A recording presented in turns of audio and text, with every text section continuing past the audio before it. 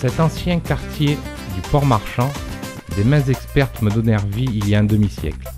Marius Bruxot, charpentier naval, avait la mer au bout de la rue comme horizon. Depuis lors, les hommes brûlent mes consoeurs aux fêtes de la Saint-Pierre ou garnissent en potis fleuris des giratoires urbains. De grâce, ils sont devenus fous. Arrêtez ce massacre.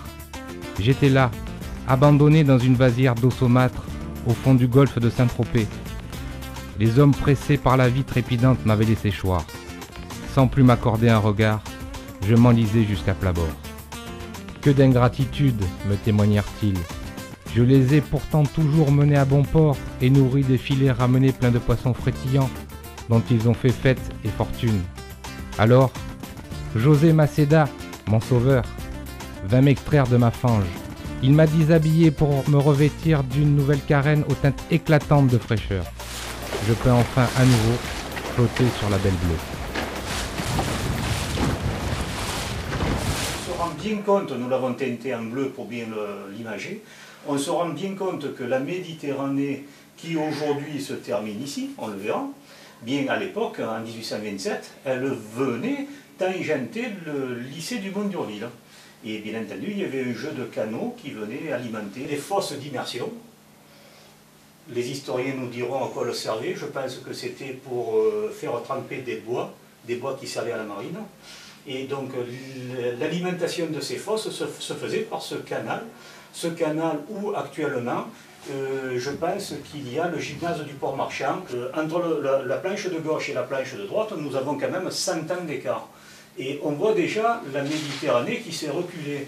Donc le quartier qui nous intéresse se situe toujours ici. Sur ce fond de plan cadastral napoléonien, on retrouve l'angle du port, avec bien entendu ce qu'on appelle un repère aussi, c'est la maison Pons.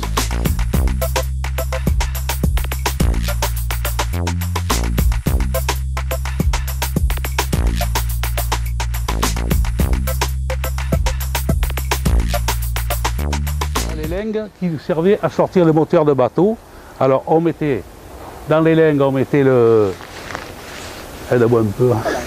palan, et on sortait les moteurs de bateau, et après on les mettait au garage pour les refaire, faire les réparations. Le garage se trouvait à peu près à la hauteur du pylône, là, du poteau, en face, et là c'était la rue Valdez-Grousseau, qui allait rejoindre la rue des Fils-Blancard. Et ici, il y avait le grand parc à bois. Tout le parking, c'était le parc à bois, ça. Donc la rue Commandant Fernier était côté derrière le garage. Et devant c'était la rue Valdez-Grousseau, qui partait en angle. Après, il y avait une porte. Je pense qu'il y avait une porte. Alors, en principe, c'est une ancienne... comment on peut dire, là, le truc de l'armée, là. Donc le chantier se trouvait après les bâtiments, parce que la rue Valdez-Grousseau était beaucoup plus longue que là. Hein? Elle allait jusqu'au bout, mais derrière les bâtiments, là-bas, vers les pompiers.